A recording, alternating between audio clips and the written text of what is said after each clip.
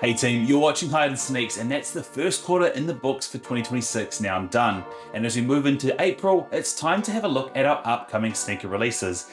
Unfortunately, it doesn't seem like we've got a lot of strong sneakers this month. Maybe that's because we had such a strong February, and actually March for a change was a decent follow-up. But for me, this month I've only got a few pairs to talk about, so let's go and start off with our first pair. Releasing on April 1st, we have this pair here, the Adidas AE2 in the Lucid blue colorway. Now the AE2 seems to be a model with a decent amount of color blocking versatility. I've seen some good two-tones, I've seen some good three-tones, but this is an example of a really good one-tone.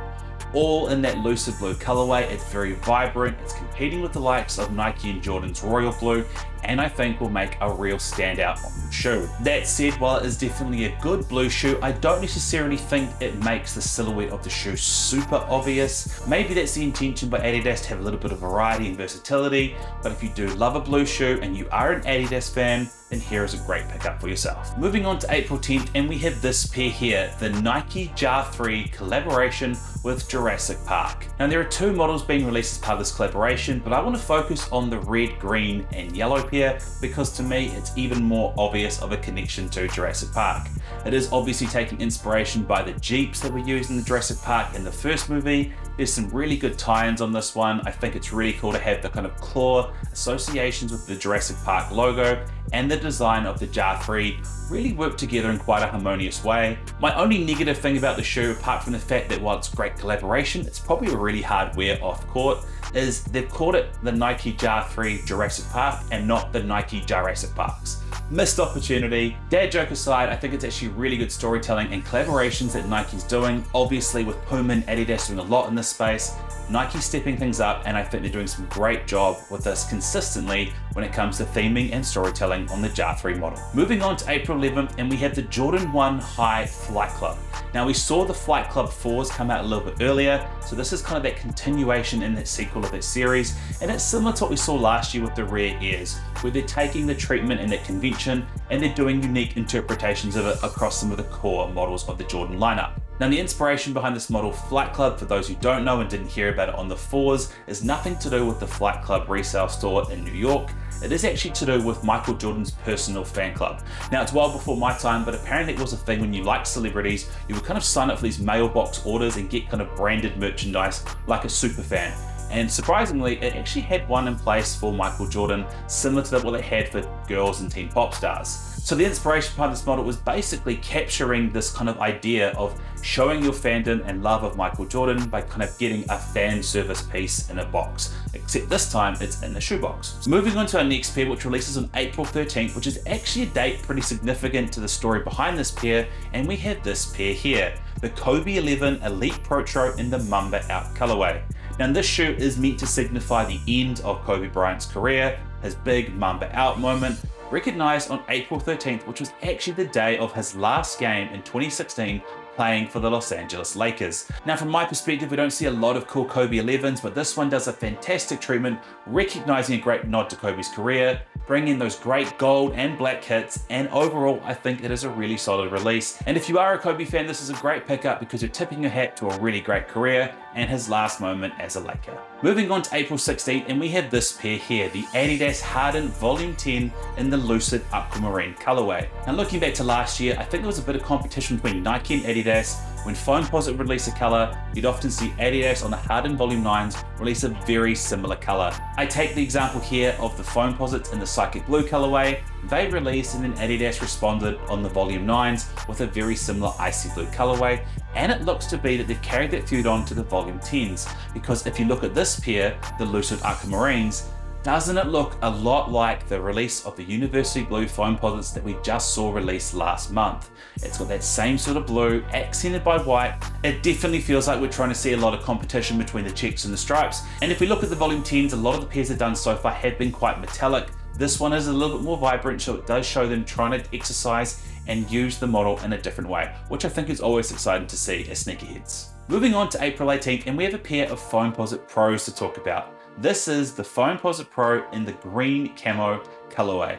Now, I have talked about this before on the channel. Foamposite does one of two ways. They either go matte colors or they go crazy patterns. And to be fair, I don't think there's a more recognizable pattern you could go for than potentially camouflage. problem is though, I think it's so good on like a grade school size pair. For adults though, I just don't know if camo is quite the mature look that a lot of people aspire and want to go for. I'm never going to flag Nike for releasing more Foamposites. I just think there are some ones we'd like to see ahead of this. That said, if you do like camo or you wear camo pants, Brayden, I'm talking about you. This is a fantastic opportunity for you to have an outfit that would tie in with your shoes. So maybe there is a lid for every pot, but for me, I don't necessarily think this is one I'll be chasing, even though I love my Foamposite Pros. Moving on to April 25th, and we have the Nike Air Max 90s in the metallic pack. Now, building a metallic part of your shoe collection is often quite hard. Silver's not too hard to get, gold's really easy, but finding a good bronze is often quite challenging. This captures all of the colors that you would need for a color wheel from a metallic sense in one easy to get release date. Getting your silver, getting your gold, getting your bronze. Look, they are really easy, they're really wearable, they're quite bold without being too crazy on materials. So for a lot of people, if you have been trying to build these colors, I think this is a really good way of doing it. Also releasing on April 25th, and we have this pair here, the Jordan 5 White Metallic. Now the black metallics last year were a huge hit, and this one has actually been talked about for quite some time. I do believe there was a lot of rumors this was going to release last year. Clearly Jordan brand felt they released enough Jordan 5s last year, so they actually parked that, waited until this year, and they've released it. And I think we will benefit from that because we've had a little bit of time to recover from last year's purchasing of 5s, and now we can pick up a very wearable all white version.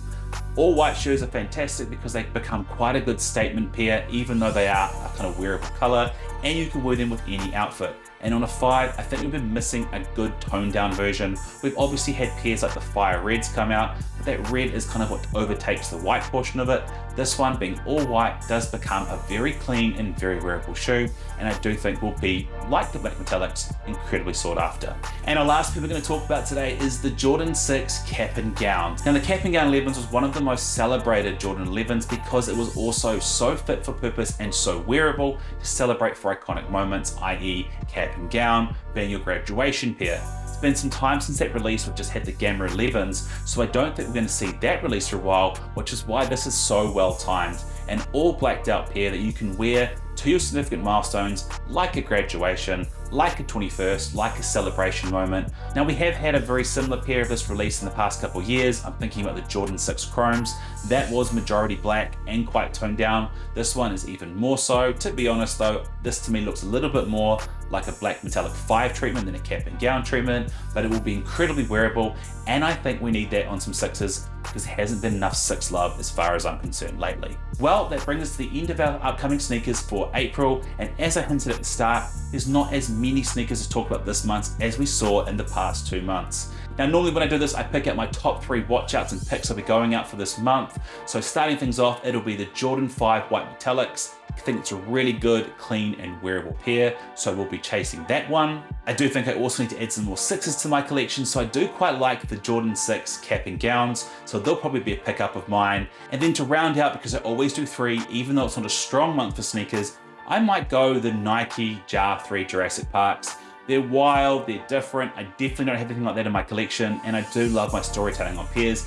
And I was a big fan of dinosaurs growing up, so maybe that's kind of my justification for a 3rd pair, but I'm definitely more heavily on those first 2 pairs.